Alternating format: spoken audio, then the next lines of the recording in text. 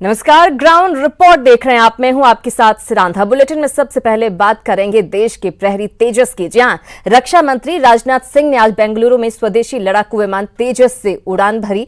राजनाथ तेजस aircraft में उड़ान भरने वाले देश के पहले रक्षा मंत्री बन गए हैं। लगभग आधे घंटे तक रक्षा मंत्री ने उड़ान के जरिए तेजस की ताकत को परखा। आपको बता दें कि तेजस भारतीय वायुसेना की 45वीं स्क्वाड्रन फ्लाइंग ड्रैगर्स का हिस्सा है। लड़ाकू विमान को हिंदुस्तान एरोनॉटिक्स लिमिटेड यानी कि HAL और एरोनॉटिकल डेवलपमेंट एजेंसी ने डिजाइन और विकसित किया है। DRDO ने इसी साल 21 फरवरी को बेंगलुरु में हुए एरो शो में से फाइनल ऑपरेशनल क्लियरेंस जारी किया था। तस्वीरें आपके सामने आप देख सकते हैं HAL की तस्वीर के रूप में फ्लाई करने के लिए बहुत धन्यवाद है and lot of confidence you have shown in this aircraft. This is a major boost for us to take the aeronautic sector further.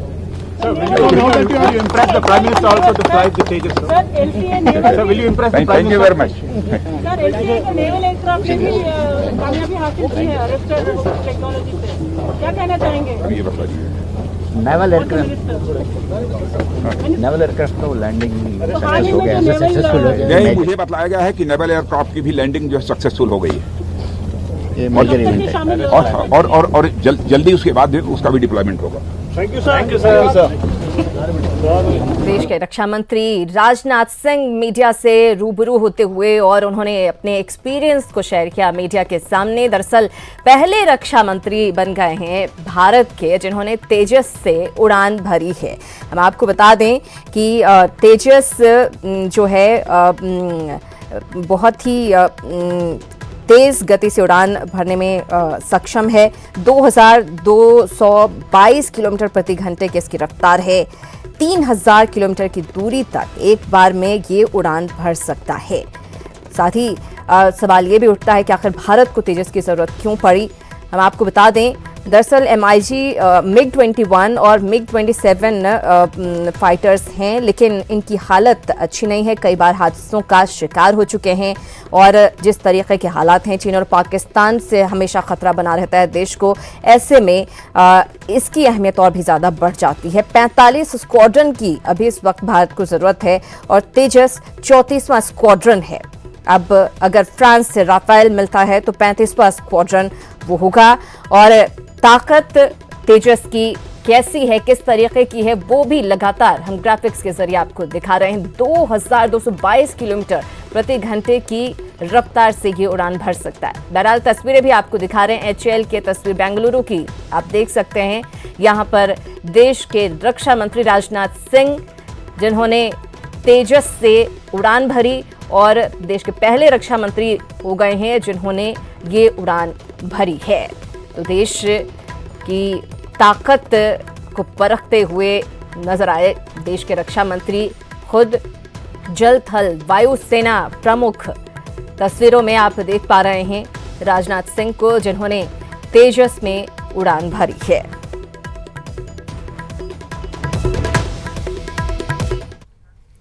खबरों में आगे बढ़ेंगे। सियासी खबरों की बात करें, JDU के नए प्रदेश अध्यक्ष वशिष्ठ नारायण सिंह ही होंगे। एक बार फिर नीतीश कुमार ने वशिष्ठ नारायण सिंह पर भरोसा जताया है। वशिष्ठ लगातार तीसरी बार पार्टी के प्रदेश अध्यक्ष होंगे। उनका निर्विरोध निर्वाचन तय माना जा रहा है। अब से थोड़ी ही देर में वशिष्ठ नॉमिनेशन फाइल करेंगे। न्यूज़ 18 से ये तस्वीरें हम आपको दिखा रहे हैं। हम आपको बता दें कि वशिष्ठ नारायण सिंह नॉमिनेशन फाइल करने के लिए पहुंचे। हालांकि ये माना जा रहा है, तय माना जा रहा है कि तीसरी बार एक बार फिर से वो पद संभालेंगे, पार्टी के अध्यक्ष होंगे। और एक बार फिर से नीतीश कुमार ने दरअसल उन पर भरोसा जताया है। ये तस्वीरें, सीधी तस्वीरें राजधानी पटना की आपको दिखा रहे हैं। साकेत हमारे साथ जुड़ गए हैं, उनसे बातचीत करेंगे। साकेत, माना जा रहा है ये तय कि तीसरी बार भी वशिष्ठ नारायण सिंह अध्यक्ष होंगे, आप वहीं पर मौजूद हैं, जरा बातचीत करें।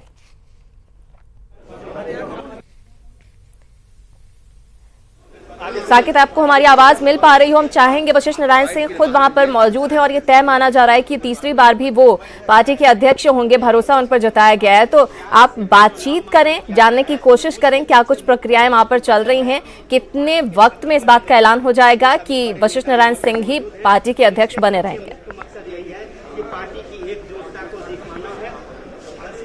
देखिए बिल्कुल, अभी थोड़ी देर पहले उन्होंने नॉमिनेशन कर दिया है। चूंकि 11 बजे का समय निर्धारित किया गया था कि 11 बजे वशिष्ठ नारायण सिंह पार्टी कार्यालय में नॉमिनेशन करेंगे और आप यहां देखिए नॉमिनेशन की प्रक्रिया पूरी कर ली गई है। ये उन्हीं के कागजात है जहां पर उन्होंने साइन किया है और अपना ये नॉमिनेशन यहां पर उन्होंने किया है प्रदेश अध्यक्ष पद के लिए। तो आपने देखिए आपकी किस तरह से उन्होंने कागजी कार्रवाई जो है वो उन्होंने कर ली है, जो 11 बजे का समय निर्धारित किया गया था। एक बार हम बात भी कर लेते हैं।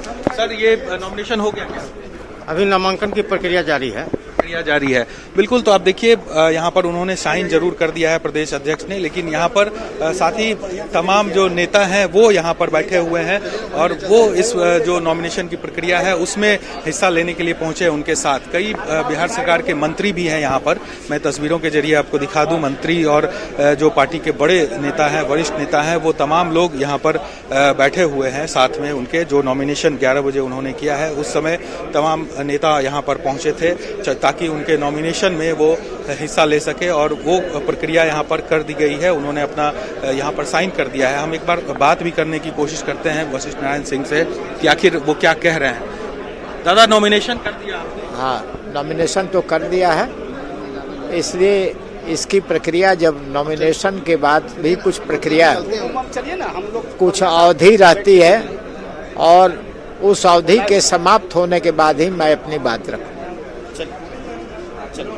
तो प्रक्रिया चल रही है।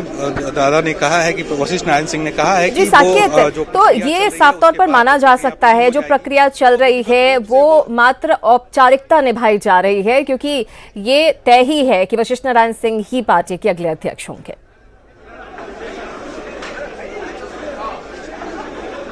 देखिए बिल्कुल औपचारिकता ही है, क्योंकि ये माना जा रहा है कि फिर से एक बार, तीसरी बार वशिष्ठ नारायण सिंह ही यहाँ पर प्रदेश की बागडोर संभालेंगे पार्टी की। ये मानकर लोग चल रहे हैं। पार्टी ने भी ये साफ कर दिया है। हालांकि आज पूरे दिन यहाँ पर नॉमिनेशन की प्रक्रिया होगी।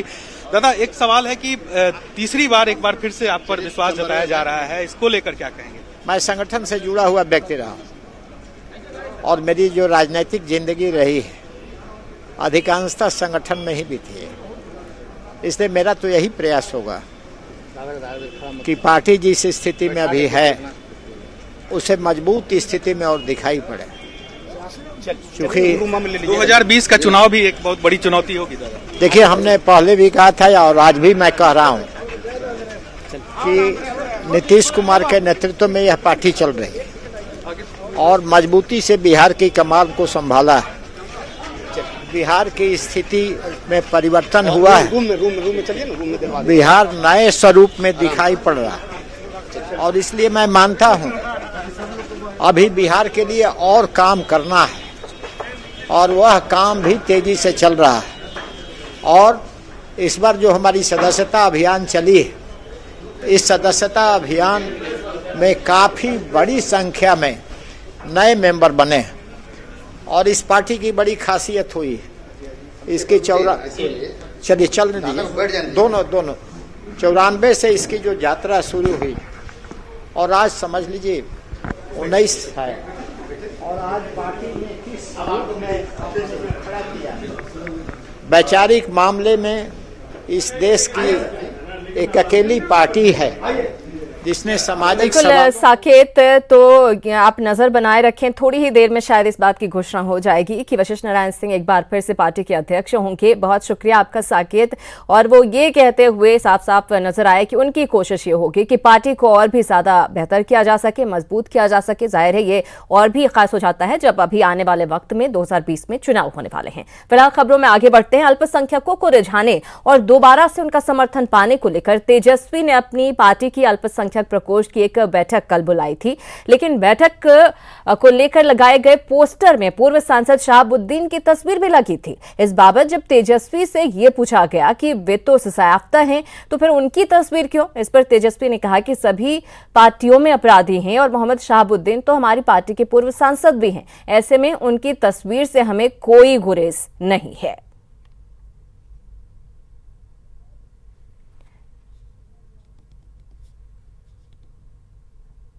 तो पटना में दरअसल फोटो है और शहाबुद्दीन जी जो हैं सांसद रह चुके हैं, तो उसमें कौन सी बड़ी बात है। आप देखिए ना, बीजेपी के लोग जो हैं पूरी तरीके से अभी क्या हो रहा है, जो अभी स्वामी जी जो थे चिन्मयानंद जी, उन पे क्या क्या एक्शन लिया गया। आप देखिएगा दूसरी तरफ से पूरी तरीके से जो बीजेपी के जितने अपराधी लोग हैं उनका जो अपग्रेड हो जाता है, जो पॉर्न देखता है उसको डिप्टी सीएम बना दिया जाता है।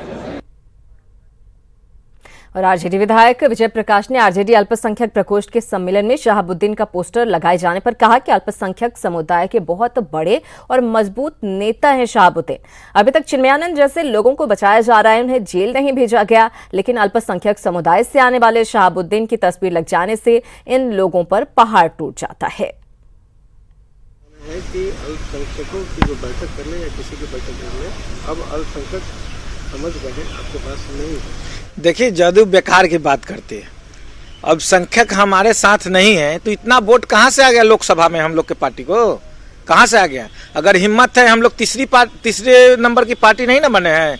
हिम्मत है तो चुनाव अकेले अकेले लड़ के दिखा ले। हम तो पहले भी कह चुके हैं। तो वहीं आरजेडी के